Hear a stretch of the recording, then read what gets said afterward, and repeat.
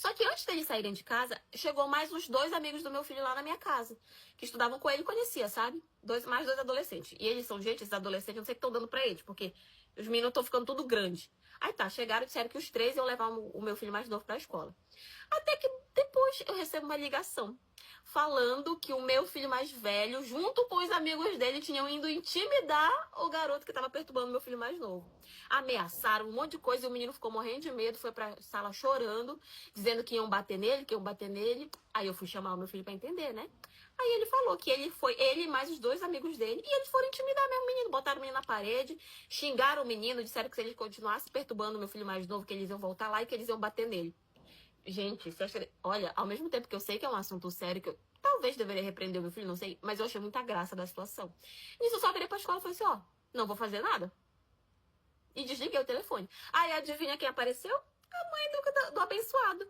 Porque isso é um absurdo, você não pode deixar uma pessoa mais velha ficar ameaçando uma criança, porque eu vou te denunciar, não sei o que. Eu digo, ai, mana, denuncia, porque sinceramente perdi totalmente a paciência, sabe? Aí, tipo, era legal. Quando era o filho dela perturbando outro aluno, era a coisa mais bacana do mundo. Era legal, era coisa de criança. Agora, quando o filho dela foi ser perturbado, aí pronto. Nossa, o fim do mundo, né? Conclusão, não fiz nada. A mulher ficou me ameaçando. A partir desse dia, todos os dias, o meu filho mais velho levava o meu filho mais novo pra escola. E ele falava que ele não fazia nada, mas que ele ficava encarando o outro menino, sabe? E aí, a partir desse dia, o menino realmente nunca mais perturbou meu filho. O meu filho, ele se engraçou de uma menina e tava querendo namorar com ela. Só que ela é daquelas, né, que queria fazer as coisas tudo direitinho. Ela e meu filho pediu, né, pra que eu e meu esposo a gente fosse até na casa dos pais dela, né, pra gente conversar sobre esse namoro deles. E a gente foi, né, já que eles queriam assim. E, gente, quando a gente chegou lá na casa da mãe dessa menina, a mulher, ela já vinha toda cheia de discurso. A mulher, ela já veio toda convencida falando, olha, eu vou direto ao assunto, viu? A minha filha, ela é moça de família. Aqui, ela não é filha de gente bagunçada, não. E ela começou a falar pra eles, né, que qualquer coisinha que eles fizessem, que não era pra fazer, ela jogaria a filha dela pra dentro da nossa casa, que a responsabilidade ia ser nossa. E nessa hora eu também não disse nada, eu fiquei calada, né, pra não gerar nenhuma confusão ali, mas eu imaginei, minha Nossa Senhora, pra que isso? E a mulher, né, exigiu que o namoro deles fosse cheio de regrinha. Tipo assim, visita marcada, era tudo ali vigiado. Ai, gente, sinceramente, eu não sei pra que isso, porque se for de acontecer alguma coisa, às vezes acontece na nossa cara. E quando aquela mulher, ela tava dando o discurso dela, eu senti assim que tinha algo de errado. Eu imaginei, não, tem uma coisa muito esquisita aqui nessa história. Aí tá bom, eu fiquei com aquela purinha atrás da orelha, mas eu também não procurei caçar o que era, não. Aí foi passando, né, o tempo, eles foram namorando. Aí um dia nós tava lá em casa, né, e essa menina também. E aí chegou uma vizinha, né, que ela vende cosméticos, perfumes, essas coisas. E ela tava mostrando, né, os perfumes pra nós. E quando ela xeringou assim pra gente sentir o aroma, gente, essa menina, ela saiu correndo pra dentro do banheiro. Ela tava lá, né, botando os bofs tudo pra fora, e eu perguntando ela se tinha sido a comida, que tinha feito mal pra ela. E ela disse que não, ela disse que foi na hora que ela sentiu, né, o cheiro do perfume, que ela disse que deixou ela enjoada. Aí, gente, eu fiquei tipo assim, ué, mas que negócio esquisito é esse? Aí só deu tempo a menina sair do banheiro. Gente, quando eu espantei a menina já tava no chão. E a gente levou, né, rapidamente ela para o hospital. Aí fizeram os exames e tudo nessa menina e constou que ela tava grávida. E a mãe dela já tinha chegado e tava dizendo, eu não disse que se acontecesse qualquer coisa, a responsabilidade seria de vocês? E a mulher, com o dedo apontado pra minha cara, ela falou que iria voltar pra casa dela e iria arrumar as... E a professora da minha filha que mandou uma notificação no caderno dela, falando pra eu não mandar ela mais com penteados diferentes, nem com lacinhos todos os dias. Gente, o cabelo da minha filha é muito cacheado e bem cheio. Independente, eu acho o cabelo dela perfeito, maravilhoso, mas eu não consigo finalizar ele todos os dias e nem consigo mandar ele solto todos os dias, até porque ela vai pegar piolho na escola. Então eu tiro minha manhã inteira pra poder arrumar o cabelo dela, ajeitar ela pra ela ir bem princesinha pra escola. E assim, tem 2 semanas que a professora dela foi transferida pra outro lugar e veio uma substituta. Aí quando foi ontem, eu recebi uma notificação no caderno da minha filha falando que não é pra eu mandar mais a minha filha com o cabelo arrumado pra escola. Por conta das outras crianças que iam com o cabelo todo desarrumado e isso causava intriga entre elas. Gente, eu fiquei tão besta com esse bilhete. Como não tinha como eu ir na escola ontem, né? Porque minha filha já chega e a escola já demora um pouquinho, já fecha. Levantei cedo hoje, já ajeitei ela, deixei ela bem linda e fui com ela pra escola. Quando eu cheguei na escola, eu já fui direto na diretoria e chamei a diretora. Falei, vem aqui que a senhora precisa ver uma coisa. E levei ela até a sala da minha filha. Quando cheguei lá, a professora não estava lá e a diretora querendo saber o que tinha acontecido para ela tentar resolver o problema. Eu falei, não, a senhora vai ter que esperar, porque a senhora vai ter que ver com seus próprios olhos, porque eu nunca vi um negócio desse. Aí a professora dela chegou e eu fui diretamente questionar ela. Aí ela pegou com toda a arrogância do mundo e falou, aqui, ó, você tá vendo? As outras crianças tá tudo desarrumada. Por que é só a sua filha que pode vir? Eu falei, eu não tô escutando isso não. Quando ela falou isso, não prestou não, gente, porque eu E a minha sogra, que me acordava todos os dias 5 horas da manhã pra eu fazer café pro meu sogro, dizia que era minha obrigação porque eu não trabalhava. Até aí tudo bem, só que ela me acordava todos os dias às 5 horas da manhã, inclusive no domingo, e deixava eu dormir só ali pela meia-noite quando não tivesse mais nenhum fio de cabelo pela casa. Aí eu não aguentei aquela pressão, pensei comigo que eu vou voltar pra casa da minha mãe. Voltei pra casa da minha mãe, não deu 2 semanas, minha sogra tava lá atrás de mim de novo, dizendo que ia ser tudo diferente, que ela ia me ajudar em todos os afazeres. Aí eu voltei pra casa dela e foi pior do que eu imaginei. Gente, quando eu coloquei os meus pés naquela casa, a surpresa já foi de cara. A minha sogra tinha pego a mãe dela, idosa, pra cuidar, e no final quem teve que cuidar fui eu. E o meu marido só dizia: amor, calma, a gente vai ter condições logo de alugar uma casa, ir embora daqui, só que eu tô quitando várias dívidas, tu vai ter que esperar ainda mais uns 6 meses. E eu ali, né, guerreira, esperando. Só que a gota d'água pra mim foi assim: o meu marido nunca quis que eu trabalhasse, porque a mãe dele também nunca trabalhou. E a minha sogra passava o dia inteiro na rua e eu tinha que dar almoço pra mãe dela, café da manhã, eu tinha que lavar roupa de todo mundo. E a velha mãe da minha sogra, ainda mal educada, ela jogava comida no chão, ela jogava água no chão, tudo de propósito. E eu vou dizer pra vocês, até o amor que eu tinha pelo meu marido foi embora por causa de toda essa situação. Um belo dia, minha sogra saiu bem cedo, como ela sempre fazia, e deixou a mãe dela lá pra eu cuidar. Eu deixei a casa suja o dia inteiro, só dei comida pra velha pra ela não passar fome. Nesse mesmo dia eu terminei com meu marido, peguei todas as minhas coisas e fui embora, e até hoje eles falam mal de mim. Isso eu, obviamente, virei e falei assim: ai, desculpa, eu tava com esse nome na minha cabeça, não sei porquê.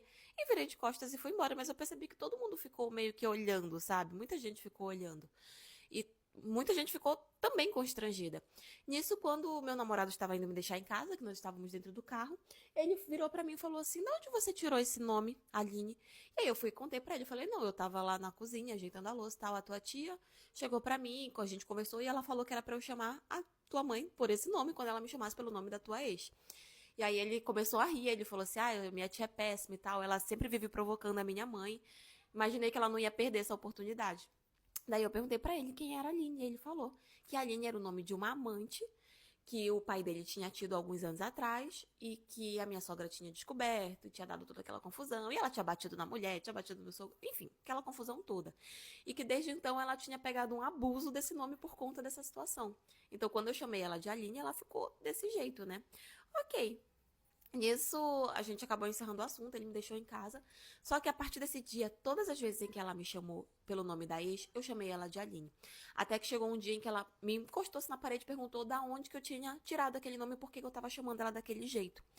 E aí eu fui, naquele momento eu bati de frente com ela. Eu falei assim: eu acho que é muito ruim quando a gente chama pra uma pessoa pelo nome de outra que foi importante na vida da pessoa com quem a gente tá, né? Ela: ah, mas não tem nem comparação, porque a fulana foi a esposa dele e a mãe da filha dele. Essa menina foi só uma passageira, só uma pessoa assim que meu marido pegou e era só um casinho que não tinha nada a ver. Eu falei pra ela: realmente, são situações diferentes, mas mesmo assim é muito ruim quando a gente chama a pessoa pelo nome de outra mulher que já passou pela vida do homem, né? E aí ela começou a falar que não tinha nada a ver, porque eu tava fazendo de propósito e ela não fazia de propósito, e que eu tava agindo como uma criança, que eu tava querendo me vingar dela por uma coisa que ela fazia sem querer e tal. Enfim, a gente entrou numa discussão e eu falei pra ela: bom, tudo bem, mas sempre que você pensar em me chamar pelo nome da outra, pense que eu vou te chamar pelo nome da Aline, sendo sem querer ou não, eu vou fazer isso até você se acostumar que meu nome não é esse. Ela ficou com raiva de mim, ela falou que eu tava desrespeitando ela, que eu tava batendo de frente com ela por uma besteira, que eu tava me vingando por uma coisa que ela fazia sem querer, mas pasmem, a partir desse dia, milagrosamente, ela começou a me chamar pelo meu nome. Muito conveniente, né? Depois da situação a gente acabou realmente esquecendo isso, acabou ficando pra lá, eu também não chamei mais ela pelo nome da outra, mas assim, foi um santo remédio pra ela começar a me respeitar e a me tratar pelo meu verdadeiro nome.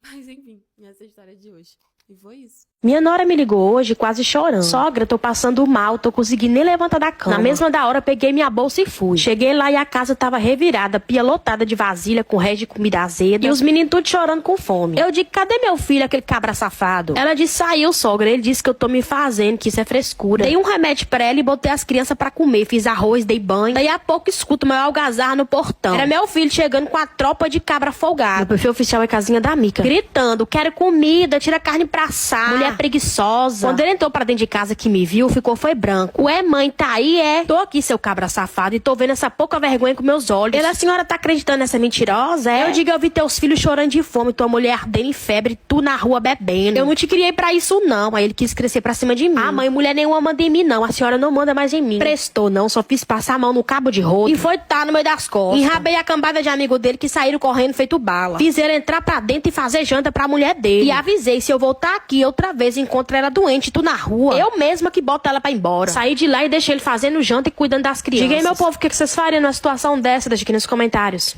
Perdi. João passou as mãos pelo rosto, claramente em choque. Ele tentou dizer algo, mas as palavras não saíram. Dona Lourdes, pela primeira vez, parecia ter perdido. Seu rosto estava pálido e os olhos arregalados na calma que ela sempre... Você sabia disso? João perguntou, virando-se para a mãe. Claro que não. Ela respondeu rapidamente, mas o tom hesitante a entregou. João balançou a cabeça, incrédulo. Tudo que você fez, todo o controle, as mentiras, as ameaças... Você destruiu nossas vidas! Ele gritou, a voz carregada de fúria. E por quê? Por causa do seu maldito orgulho? Fiz o que era melhor para você.